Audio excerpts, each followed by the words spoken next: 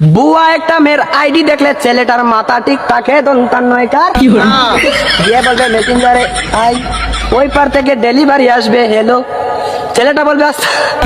ছেলেটা বলবে আসসালামু আলাইকুম মেয়েটা বলবে ওয়ালাইকুম আসসালাম ছেলেটা বলবে আপনার বাড়ি কোথায় মেয়েটা বলবে ময়মনসিং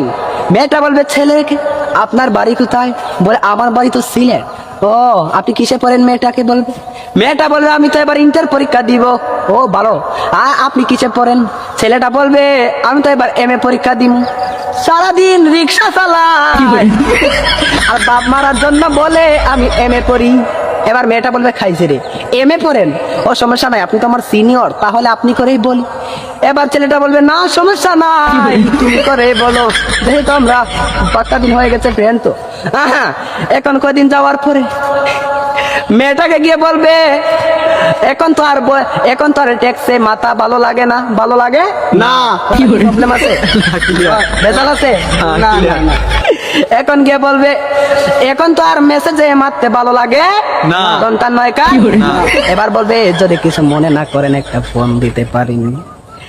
এবার মেয়েটা ওই পার থেকে বলবে জি হ্যাঁ দিতে পারেন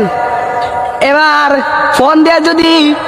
মেয়েটার বয়স একবার শুনতে পারে তাহলে তো খাইছে মেয়েটার বয়স যদি শুনতে পারে যদি সত্যি হয় মেয়ে তাহলে তো বাপ দাদা 14 গোষ্ঠীর নাম বলিয়া রাত 3টা পর্যন্ত কথা ঠিক কিনা ঠিক কথা মিথ্যা বলেছি না হ্যাঁ না ঠিক কিনা